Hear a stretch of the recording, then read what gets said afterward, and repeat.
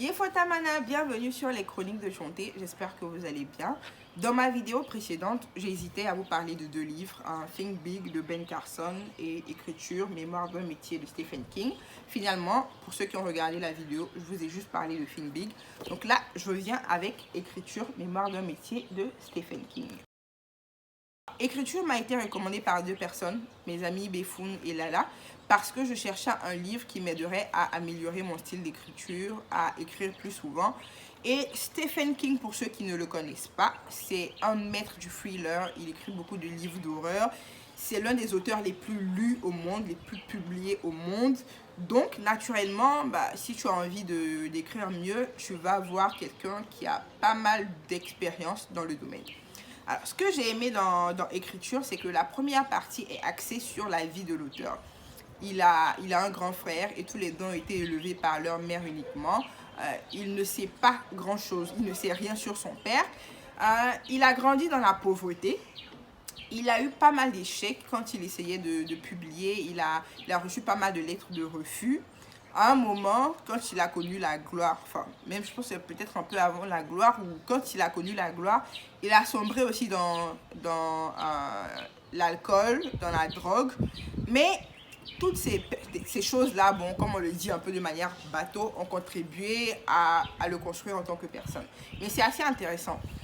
Quand il était assez intéressant de découvrir son histoire. Quand il était en CP, il était très souvent malade et pendant cette période-là, il a commencé à lire beaucoup de bandes dessinées et c'est là qu'il a aussi commencé à écrire ses premières histoires.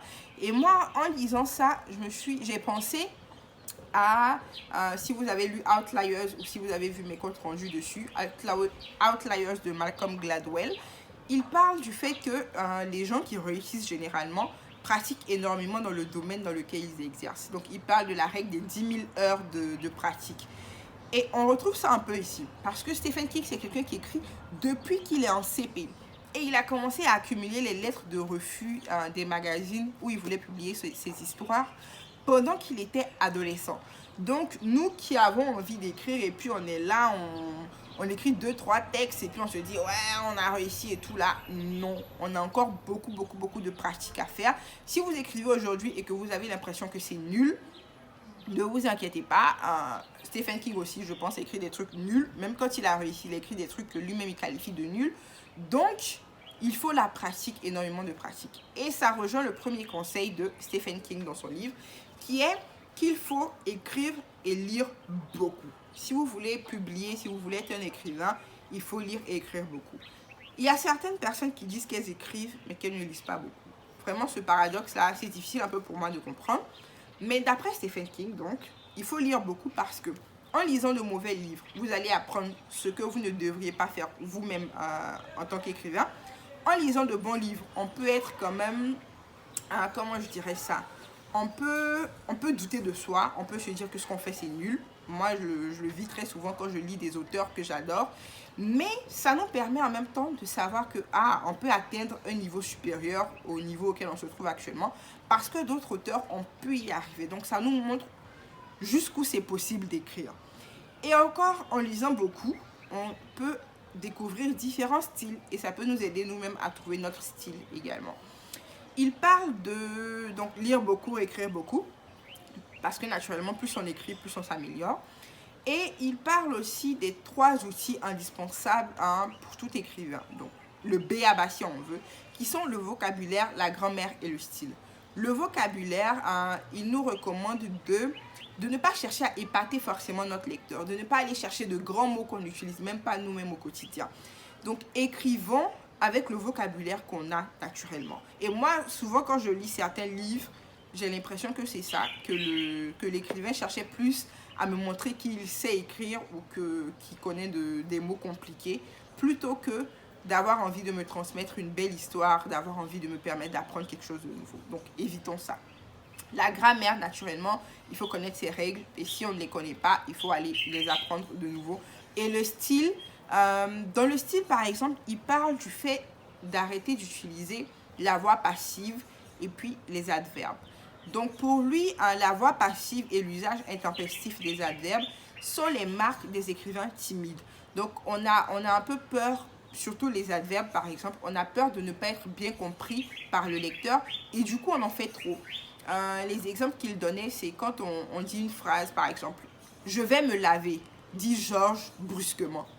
Donc, le brusquement, il n'est pas utile. Pour lui, il faut que ce soit le contexte qui permette au lecteur de comprendre directement comment le personnage est en train de s'exprimer. Il faut qu'on puisse avoir confiance en la capacité de compréhension du lecteur et ne pas lui donner trop de détails directs. Il faut faire dans la subtilité pour que le lecteur lui-même puisse deviner ce qui se passe, deviner l'atmosphère, tout ça.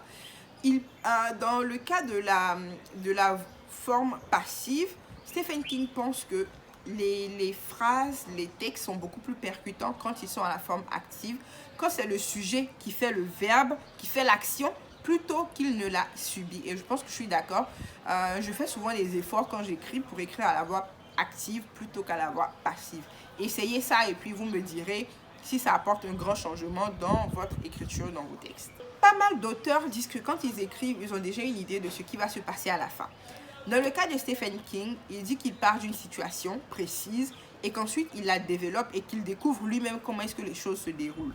À un moment, ces personnages vont s'exprimer de manière libre. C'est pas lui qui leur impose des choses, eux-mêmes ils prennent leurs propres décisions.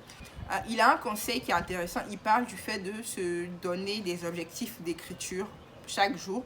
On peut se dire qu'on va écrire par exemple 1000 mots tous les jours, ou on peut se dire qu'on va écrire pendant au moins 1 heure de temps tous les jours. Donc peu importe, on s'assoit, tant qu'on n'a pas fini d'écrire les 1000 mots, on ne bouge pas, ou tant qu'on n'a pas fini l'heure entière, on ne bouge pas, on essaie quand même d'écrire. Et plus on va essayer, plus on va adopter cette routine-là, plus ça sera facile pour écrire. Il parle également de l'importance d'écrire la porte fermée et de relire la porte ouverte. Donc dans ce cas-là, il dit que quand on écrit, pour le premier jet, il faut écrire sans intervention extérieure. Donc c'est vrai qu'on peut être tenté parce qu'on se dit que l'histoire est tellement intéressante, on a envie de la faire lire à un ami alors qu'on n'a pas fini d'écrire.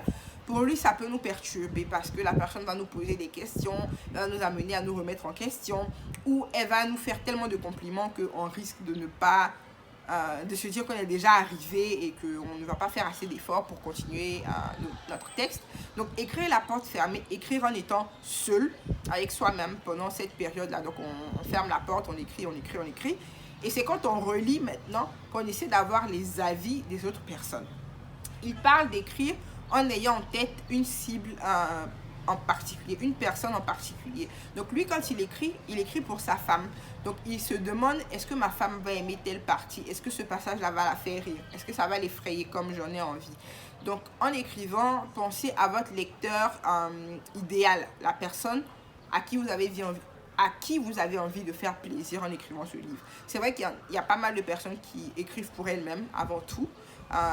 Mais c'est toujours bien de penser à, si vous voulez être publié, si vous voulez écrire des livres qui seront publiés, pensez à la personne qui va la lire et comment vous aimeriez qu'elle perçoive votre livre. J'ai vraiment aimé découvrir à quel point sa femme et sa mère ont été d'un grand soutien, l'ont encouragé dans l'écriture, quand bien même d'autres personnes trouvaient qu'il gaspillait son talent en écrivant des textes d'horreur. C'est pas forcément, ce qu'il écrit ne va pas forcément plaire à tout le monde, mais il y a quand même pas mal de personnes qui adorent ses livres. Donc, il nous recommande de ne pas avoir honte de ce qu'on écrit. Le plus important, c'est d'écrire beaucoup, de s'améliorer, de chercher à s'améliorer. Et puis, voilà. Il y a énormément de choses que vous pourriez apprendre sur le métier de l'écriture en lisant Écriture, mémoire d'un métier de Stephen King. Après, ce sont des choses qui peuvent être adaptées au contexte. Ce qui marche pour l'un ne marchera pas forcément pour tout le monde. Mais je vous recommande de chercher à le lire également et puis de venir me dire si d'une manière ou d'une autre ça vous est utile dans votre processus d'écriture. N'oubliez pas de me suivre sur tous mes réseaux sociaux et puis je vous dis à la prochaine pour une nouvelle vidéo, Inch'Allah. Wabé!